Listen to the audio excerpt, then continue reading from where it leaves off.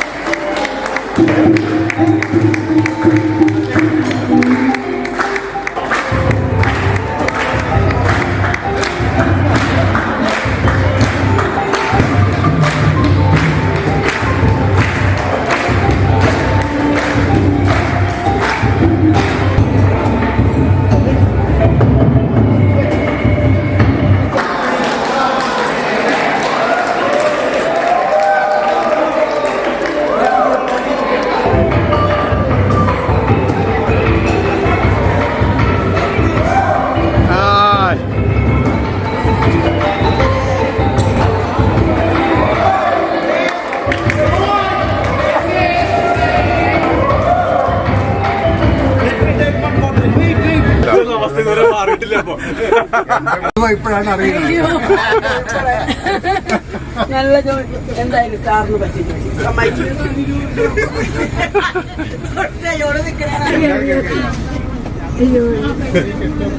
Air ഇന്ത്യയിൽ travel California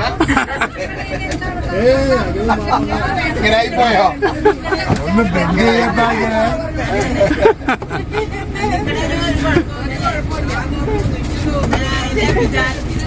dinner കഴിഞ്ഞ് hotel തിരിച്ചെത്തിയ ഞങ്ങൾ ചെക്കിംഗ് ഫോർമാലിറ്റീസ് കംപ്ലീറ്റ് ചെയ്യുന്നതിനിടയിൽ എനിക്ക് 1-2 മിനിറ്റ് 1-2 പേരെ ഒന്ന് ഇൻ്റർവ്യൂ ചെയ്യാനുള്ള അവസരം കിട്ടി. ഞാനത് പാഴാക്കിയില്ല. അവരെ വിളിച്ച് ആ ചെക്കിംഗ് കംപ്ലീറ്റ് ചെയ്യുന്നിടം വരെ അവരെ കൊണ്ടുവന്ന് ഇൻ്റർവ്യൂവിൽ ചെയ്തു. അതിലോട്ടൊന്ന് ശ്രദ്ധിക്കാം. നമ്മൾ ഏകദേശം നമ്മുടെ വിയറ്റ്നാം കംബോഡിയയുടെ യാത്രയുടെ അവസാന നിമിഷങ്ങളിലേക്ക് നമ്മൾ എത്തിക്കൊണ്ടിരിക്കുകയാണ്. ഇതിനി ഒരു ദിവസം കൂടെ ബാക്കിയുണ്ട്. ഓക്കെ സാർ, ഇവിടെ കണ്ട കാഴ്ചകൾ, വിയറ്റ്നാമിൽ കണ്ട കാഴ്ചകളും ഈ കംബോഡിയ കണ്ട കാഴ്ചകളും എങ്ങനെ വിലയിരുത്താൻ പറ്റുന്നു? ജീവിതത്തിൽ നമുക്ക് എങ്ങനെ വിലയിരുത്താൻ പറ്റും? നമ്മൾ കഥകളിൽ അല്ലെങ്കിൽ സ്റ്റോറീസിൽ മാത്രം കേൾക്കുന്ന സാധനങ്ങൾ നമ്മൾ നേരിട്ട് കാണുമ്പോൾ അത് നമുക്ക് മൈൻഡ് ടച്ചിങ് ആയിട്ട് നമുക്ക് തോന്നിയിട്ടുണ്ട്. ഓക്കെ. കൂടാതെ നമ്മൾ നേരിട്ട് കാണുമ്പോൾ വരുന്ന അതിൻ്റെ അനുഭവങ്ങൾ വളരെയധികം ടച്ചിങ് ആയിട്ടുള്ളതാണ് എനിക്ക് തോന്നിയിട്ടുള്ളത്. ഓക്കെ, നമുക്ക് ഇതുകൊണ്ട് ജീവിതത്തിൽ നിന്ന് ഗുണപാഠമായിട്ട് എന്തെങ്കിലും എടുക്കത്തക്ക രീതിയിൽ ഈ പാഠകം എന്താ വെച്ചിട്ടുണ്ടെങ്കിൽ നമുക്ക് ജീവിക്കണമെങ്കിൽ നമുക്ക് സ്വാതന്ത്ര്യം വളരെ ആവശ്യമാണ്. ഈ ഏകാധിപതികളും മറ്റേ പാർട്ടി ആയിട്ടുള്ള ആൾക്കാരുടെ ആധിപത്യവും ഇതിൽ തീരെ പാടില്ല. സ്വാതന്ത്ര്യം ഡെമോക്രാറ്റിക് കൺട്രിയാണ് നമുക്ക് ആവശ്യം. ഓക്കെ, ഞാൻ താങ്കളിലേക്ക് വീണ്ടും തിരിച്ചു വരാം. പക്ഷേ അതിന് മുൻപായിട്ട് എനിക്ക് വേറെ ഒരാളെ കൂടെ ഒരു 2 മിനിറ്റ് ഇൻ്റർവ്യൂ ചെയ്യേണ്ടതുണ്ട്. Okay, thank you. തിരുവനന്തപുരത്ത് നിന്ന് പത്മനാഭൻ സാർ, അനന്ത പത്മനാഭൻ സാറാണ് വീണ്ടും നമ്മളോട് സംസാരിക്കാൻ പോകുന്നത്. സാറേ, ഈ വിയറ്റ്നാം കംബോഡിയ യാത്രയെ കൊണ്ട് നമുക്ക് നമ്മുടെ ജീവിതത്തിലേക്ക് എന്തെങ്കിലും പ്രയോജനപരമായിട്ട് എന്തെങ്കിലും ഉണ്ടോ? തീർച്ചയായിട്ടും നമ്മൾ കണ്ടുപിടിക്കേണ്ട ഒരുപാട് പാഠങ്ങൾ വിയറ്റ്നാമിൽ നിന്നും കംബോഡിയയിൽ നിന്നും കിട്ടും. വിയറ്റ്നാം നിങ്ങൾക്കെല്ലാം അറിയാം, 20 വർഷത്തോളം, ഏതാണ്ട് 4 നൂറ്റാണ്ടോളം കാലം അമേരിക്കൻ്റെ പട നയിച്ച സ്ഥലമാണ് അമേരിക്കക്കാർ. അതിൽ നിന്നും ഉത്തേജിതരായി, അതിൽ നിന്നും ജപ്പാൻ എങ്ങനെയാണോ 2ാം ലോക മഹായുദ്ധത്തെ അതിജീവിച്ചത്, അതുപോലൊരു അതിജീവനമാണ് വിയറ്റ്നാമിൻ്റെ കാര്യത്തിൽ നമ്മൾ കണ്ടത്. ഏകദേശം എല്ലാ സ്ഥലത്തും ഡെവലപ്മെൻ്റ് ഉണ്ടായിരുന്നു. അടിസ്ഥാന വികസന സൗകര്യം അവരുണ്ടാക്കിയിട്ടുണ്ട്. അടിസ്ഥാന വികസനം, റോഡുകൾ, ഗതാഗത മാർഗങ്ങൾ. സാറ് പറഞ്ഞ കാര്യങ്ങൾ ഞാൻ അംഗീകരിക്കുന്നു. മറ്റേ എനിക്ക് ഡൗട്ടായിട്ട് ഇപ്പോഴും നിൽക്കുന്നത്, നമ്മുടെ രാജ്യത്ത് കമ്മ്യൂണിസം എന്ന് പറഞ്ഞൊരു പ്രസ്ഥാനമുണ്ട്, നമുക്ക് അയക്കുന്നുണ്ട്. അപ്പോൾ നല്ലതാണോ ചീത്തയാണോ എന്ന് ഈ തരണത്തിൽ ഞാൻ പറയുന്നില്ല. പക്ഷേ കമ്മ്യൂണിസ്റ്റ് രാജ്യങ്ങളാണ് വിയറ്റ്നാമും കംബോഡിയ എന്നുള്ളത് സുവിദിതമാണ്. ഇവിടെ കമ്മ്യൂണിസം ജനങ്ങൾക്ക് വേണ്ടിയാണ്. കമ്മ്യൂണിസ്റ്റിന് താല്പര്യത്തോടു കൂടി അദ്ദേഹത്തിൻ്റെ കാലഘട്ടത്തിൽ ഏകദേശം ഇവിടുത്തെ കംബോഡിയയിലെ ജനങ്ങളുടെ 25% അവർ കൊല ചെയ്യപ്പെട്ടിട്ടുണ്ട്.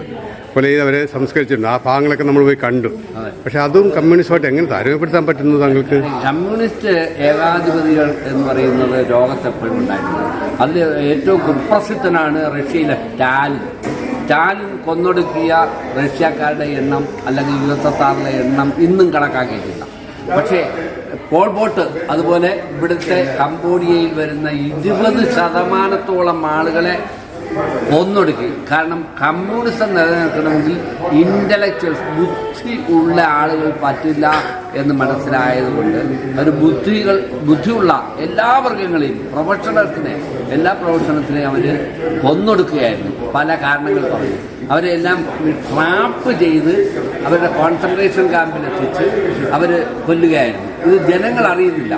1975 മുതൽ 79 വരെ കാലഘട്ടത്തിൽ കംബോഡിയയിൽ നടന്ന ക്രൂരമായ ഒരു നരവേട്ടയാണ്. അതായത് 20 ലക്ഷത്തോളം ആളുകളെ രാജ്യത്തിൻ്റെ മൊത്തം ജനസംഖ്യയുടെ 20% പോൾ പോട്ട് എന്ന് പറയുന്ന കിരാത ഭരണാധികാരി കൊന്നൊടുക്കി. ഒറ്റ കാരണമേ ഉള്ളൂ, കമ്മ്യൂണിസം നടപ്പാക്കണമെങ്കിൽ അതിനെ എതിർ ശബ്ദം ഉണ്ടാകരുത് എന്നാണ് പോൾ പോട്ട് വിചാരിച്ചത്. നമ്മുടെ ഗ്രൂപ്പിന്റെ ലീഡറായിട്ട് ഇരിക്കുന്നത് ബെന്നി സാറുണ്ട് ഇവിടെ കൂട്ടത്തിൽ, നമ്മുടെ കൂട്ടത്തിൽ. ഗംഭീരമായിട്ട് കാണിക്കുക, സന്തോഷമായിട്ട് അവർ തിരിച്ചു കൊണ്ടുവരാം, എല്ലാം ഭംഗിയായിട്ട് പറഞ്ഞു കൊടുക്കാം, മനസ്സിലാക്കി കൊടുക്കാം. ശരി സാർ, മനസ്സിൽ സൂക്ഷിക്കാൻ, മനസ്സിന്റെ ചെപ്പിൽ സൂക്ഷിക്കാൻ എന്നും ഓർമ്മകൾ സമ്മാനിക്കുന്ന ഓരോ യാത്രകളും സമ്മാനിക്കുക, അത് മാത്രം. പിറ്റേ ദിവസം രാവിലെ തന്നെ ഞങ്ങൾ ഹോട്ടലിൽ നിന്ന് ചെക്കൗട്ടായി ഒരു ലോകപ്രസിദ്ധമായ ഒരു ക്ഷേത്ര സമുച്ചയം കാണാൻ വേണ്ടി പോയി. അതായത് അങ്കോർ വാട്ട് എന്ന പേരിലറിയപ്പെടുന്ന ലോകപ്രസിദ്ധമായിട്ടുള്ള ഒരു ക്ഷേത്ര സമുച്ചയം. അവിടെ കയറണമെങ്കിൽ അതിന് മുൻപായിട്ട് തന്നെ ഒരു ചെക്കിംഗ് പോയിന്റ് ഉണ്ട്. അവിടത്തേക്ക് കയറണമെങ്കിൽ പ്രത്യേക എൻട്രി വേണം. അവിടുന്ന് ചെക്കിംഗ് സ്റ്റാഫ് വന്ന് ബസ്സിനകത്തുള്ളിൽ ചെക്ക് ചെയ്ത് അതിൻ്റെ പാസ് ഇഷ്യൂ ചെയ്യുന്ന രംഗമാണ് ഇപ്പോൾ നമ്മൾ കാണുന്നത്. പ്രത്യേക പാസുണ്ടെങ്കിൽ മാത്രമേ അങ്ങോട്ടേക്ക് നമ്മുടെ പ്രവേശനം ഉണ്ടായിരിക്കുകയുള്ളൂ. ഇതാണ് എനിക്ക് കിട്ടിയ പാസ്. 5 ദിവസത്തെ വാലിഡിറ്റി ഉള്ള പാസ്സാണ് ഇത് ഇട്ടിരിക്കുന്നത്, അങ്കോർ വാട്ട് കാണാൻ വേണ്ടിയുള്ളത്. കംബോഡിയയിലെ ഒരു ക്ഷേത്ര സമുച്ചയമാണെന്ന് ഞാൻ നേരത്തെ പറഞ്ഞിരുന്നല്ലോ. 162 ഹെക്ടർ സ്ഥലത്ത് വിസ്തീർണത്തിലാണ് ഇത് നിർമ്മിക്കപ്പെട്ടത്. വടക്കൻ കംബോഡിയ സ്ഥിതി ചെയ്യുന്ന ഒരു വലിയ ക്ഷേത്ര സമുച്ചയമാണ് അങ്കോർ വാട്ട്. നേരത്തെ ഞാൻ സൂചിപ്പിച്ചിരുന്നല്ലോ, 12ാം നൂറ്റാണ്ടിൻ്റെ ആദ്യ പകുതിയിൽ ഒരു ഹിന്ദു ക്ഷേത്രമായിട്ടാണ് ഇത് യഥാർത്ഥത്തിൽ നിർമ്മിച്ചത്. പക്ഷേ കാലക്രമേണ അതൊരു ബുദ്ധക്ഷേത്രമായി ആണ് പരിണമിച്ചത്. തുടക്കത്തിൽ ഇത് 400 ഏക്കറിലധികം പരന്നു കിടക്കുന്ന അങ്കോർ വാട്ട് ലോകത്തിലെ തന്നെ ഒരു വലിയ മതസ്മാരകമായിട്ടാണ് അറിയപ്പെടുന്നത്.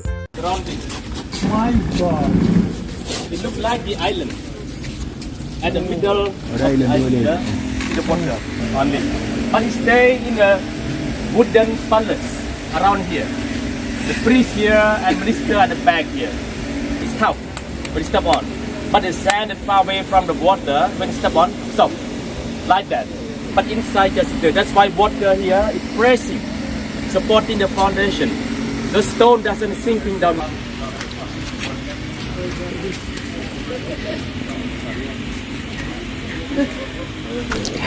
ഗൈഡ് ഇത് നിർമ്മിച്ച എഞ്ചിനീയറിംഗ് സെക്ഷനെ കുറിച്ച് വളരെ വിശദമായിട്ട് തന്നെ പറഞ്ഞു തന്നു. 4 വശവും വെള്ളത്താൽ ചുറ്റപ്പെട്ട് കിടക്കുകയാണ്. അത് ഇതിൻ്റെ സേഫ്റ്റിക്ക് വേണ്ടിയിട്ട് സ്ട്രോങ്ങിന് ഒരു കാലത്ത് നശിക്കാതിരിക്കാൻ വേണ്ടിയുള്ള ഒരു മെത്തേഡായിട്ടാണ് അദ്ദേഹം എഞ്ചിനീയറിംഗ് സെക്ഷൻ ചെയ്തതെന്നാണ് അദ്ദേഹം സൂചിപ്പിച്ചത്. വളരെ ദൂരെ നിന്നുള്ള ദൃശ്യമാണ് ഈ കാണുന്നത്. നമുക്കതിൻ്റെ ഏറ്റവും ടോപ്പിലെത്തണം. ഇതൊരു ഫ്ലോട്ടിംഗ് ബ്രിഡ്ജാണ്. അതിൻ്റെ യഥാർത്ഥമായിട്ടുള്ള ഒരു ബ്രിഡ്ജ് ഉണ്ടായിരുന്നു മറു സൈഡിൽ, പക്ഷേ അത് റിപ്പയർ ചെയ്തുകൊണ്ടിരിക്കുന്ന കാരണം ഒരു താൽക്കാലികമായിട്ട് ഫ്ലോട്ടിംഗ് ബ്രിഡ്ജ് ഉണ്ടാക്കി അതിലൂടെ ഞങ്ങൾ ക്ഷേത്ര സമുച്ചയത്തിലേക്ക് പ്രവേശിക്കാൻ പോവുകയാണ്. ഇതാണ് ആദ്യത്തെ സ്റ്റെപ്പ് ക്ഷേത്രത്തിൻ്റെ. ഇതിന് ഏറ്റവും ഗ്രൗണ്ട് ഫ്ലോറിൽ ഇതിൻ്റെ ചരിത്രങ്ങളും രാമായണവും ഒക്കെ വിശദമായിട്ട് ചിത്രീകരിച്ച് വെച്ചിട്ടുണ്ട്. എല്ലാം കാണുമ്പോഴത്തേക്ക് മനസ്സിലാകും. രാമായണത്തിൻ്റെ ഫുള്ള് ആദ്യം മുതൽ അവസാനം വരെ കാര്യങ്ങൾ ഇതിൻ്റെ ഭിത്തികളിൽ തന്നെ ചിത്രീകരിച്ച് വെച്ചിട്ടുണ്ട്. ഈ ചിത്രീകരണത്തിൻ്റെ തുടർ ഭാഗങ്ങളുമായി അടുത്ത എപ്പിസോഡിൽ വരുന്നവരെ എല്ലാവർക്കും നല്ലത് വരട്ടെ, നന്മ വരട്ടെ.